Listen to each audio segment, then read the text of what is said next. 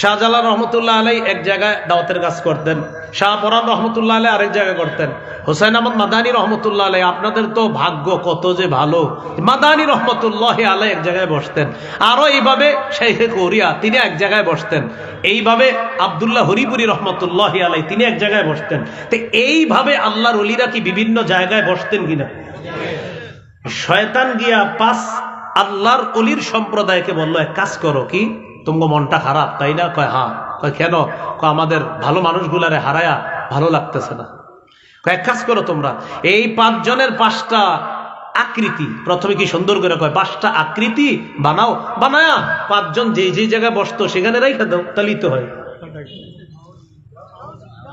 তো ইবলিস কি করলো, নিজেই 5 জনের আকৃতি সুন্দর করে বানায়া দিয়ে দিস। দিয়ে দেওয়ার পর 5 আল্লাহর ওলি যেখানে যেখানে বসতো সেখানে তাদের মূর্তি রেখে দিল। তখনও পর্যন্ত ফালাম তুবাদ, তাদের ইবাদত শুরু হয় নাই, মানে মূর্তি হয়েছে কিন্তু ইবাদত শুরু হয়নি। এই জেনারেশন যখন বিদায় নিল, পরবর্তী জেনারেশন আসার পর ইবলিস গিয়ে বুঝাইলো, এদেরকে চিনো? হ্যাঁ, আমাদের বাপ দাদারা তাদেরকে খুব শ্রদ্ধা করতেন।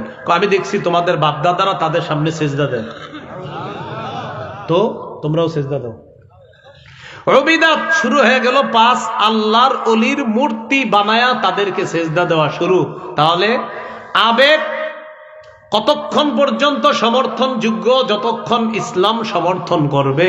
ইসলাম যখন আবেগকে সমর্থন করবে না, আমার আবেগ যখন আল্লাহর ওলির মূর্তি বানানো পর্যন্ত আমাকে নিয়ে গেল, আমার আবেগ আল্লাহর ওলির মূর্তিতে সেজদা দিতে আমাকে বাধ্য করতেছে, তখন আমার আবেগকে ছাড়তে হবে, ইসলামকে গ্রহণ করতে হবে। তাহলে আমার সাথে একটু বাংলাটা বলেন, বলেন আবেগ ততক্ষণ, ইসলামের সমর্থন থাকবে যতক্ষণ। আপনার আবেগ যদি ইসলামের বাহিরে চলে যায়, বাস আবেগ ছাড়েন, ইসলাম ধরেন। এখন শাহজালাল রহমতুল্লাহ আলাই কত বড় আল্লাহর ওলি, তার যেখানে সমাধি, তাকে দাফন করা হলো, সেখানে একটা কবর মাজার স্থাপন করা হলো। মাশাআল্লাহ, ওলামায়ে হযরত গিয়ে সেখানে দোয়া করে, আবার কিছু মানুষ গিয়ে সেখানে ভক্তি শ্রদ্ধা প্রদর্শন করতে করতে শিরিক পর্যন্ত পৌঁছে যায়। তো এই জন্য 5 আল্লাহর ওলি, এদেরকে কেন্দ্র করে 5টা মূর্তি ইবলিস বানায়া দুনিয়াতে সর্বপ্রথম শিরকের প্রচলন চালু করে। আর ওই শিরকি জাতিদের কাছে সর্বপ্রথম শরীয়ত দিয়ে যে রাসূলকে আল্লাহ পাঠাইছেন তিনিই হলেন নূহ আলাইহিস সালাতু ওয়াস সালাম। এজন্য নূহ নবীকে বলা হয় শরীয়তের প্রথম নবী। সহিহ বুখারীর বর্ণনা 4712 নম্বর, এত বড় হাদিস লম্বা, মাঝখানে আছে দেখবেন ইন্নাকা আনতা আউয়ালুর রুসুল, আপনি হলেন প্রথম রাসূল ইলা আহলিল আরদ, দুনিয়াবাসীর কাছে। তো 5 জন আল্লাহর ওলি, তাদেরকে কেন্দ্র করে শিরিক শুরু হলো। তাহলে কি বুঝলাম? আল্লাহর ওলিদের শ্রদ্ধা আমাদের অন্তরে সারা জীবন আছে, থাকবে, কোনো সন্দেহ নাই। কিন্তু আল্লাহর ওলির কবর মাজারকে কেন্দ্র করে কেউ যদি শিরিক কাজ করে, সেই শিরকের বিরুদ্ধে অবস্থান আমাদের ছিল, আছে, কিয়ামত পর্যন্ত থাকবে ইনশাআল্লাহ। কারণ আল্লাহর ওলিদেরকে আমরা শ্রদ্ধা করি, কিন্তু তাকে কেন্দ্র করে কেউ শিরিক করবে, শিরকি কাজকে তো আমরা শ্রদ্ধা করতে পারি না। শাহজালাল রহমতুল্লাহ আলাইহি যদি আল্লাহ, এটা আল্লাহর ইচ্ছা, আল্লাহ যদি আপনার শাহজালাল রহমতুল্লাহ আলাইহি 1 মিনিটের জন্য বলতেন যে আপনি একটু গিয়া দেখেন কি হালাত, সর্বপ্রথম উনি ওই জাতীয় শিরকি আবেগী ভক্তদের উপর লাঠি চার্জ করতেন। তিনি তো শিরিক প্রতিহত করার জন্য এই দেশে আসছেন। তাহলে আমরা কি শিখলাম? আল্লাহর ওলিদেরকে শ্রদ্ধা করব, ভালোবাসবো, মহব্বত করব, কিন্তু আল্লাহর ওলিদের আবেগকে কেন্দ্র করে যদি কেউ শিরিক করে, সেই আবেগকে আমরা সমর্থন করব না, করতে পারি না। তাহলে এই ভূমিকা জানে থাকার পরে আমরা এখন মূল আলোচনায় যাই। বড় গুনাহ, কবিরা গুনাহের মধ্যে প্রধান গুনাহটার নাম কি? শিরিক। এই শিরকের ব্যাপারে এখন 9টা কথা জানবো আমরা। বলেন কয়টা? 9টা। 1 নাম্বার, শিরিক মহা জুলুম। বলেন শিরিক কি? জুলুম। সূরা লুকমানের 13 নম্বর আয়াতে আল্লাহ বলেন, وَإِذْ قَالَ لُقْمَانُ لِابْنِهِ وَهُوَ يَعِظُهُ يَا بُنَيَّ لَا تُشْرِكْ بِاللَّهِ إِنَّ الشِّرْكَ لَظُلْمٌ عَظِيمٌ। আল্লাহ লুকমান হাকিমের কথা আমাদেরকে জানিয়ে দিচ্ছেন। নবী ওই সময়কে স্মরণ করেন যখন লোকমান হাকিম তার সন্তানকে উপদেশ দিতে গিয়ে বললেন, হে প্রিয় সন্তান, তুমি আল্লাহর সাথে শিরক করবা না, নিশ্চয়ই শিরক মহা জুলুম। বলেন, শিরক মহা জুলুম। আপনাদের কারো উপরে যদি আমি অন্যায় করে ঘুষি মারি, এটা জুলুম কিনা? কিন্তু এর চেয়ে বড় জুলুম কোনটা?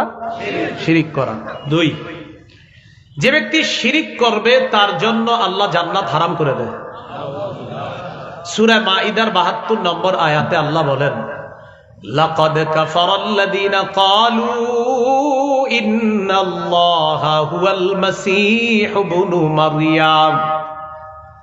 কিছু কাফের এরা আবেগে বলতে বলতে বলে ফেলতো, নিশ্চয়ই আল্লাহই মারিয়ামের সন্তান ঈসা।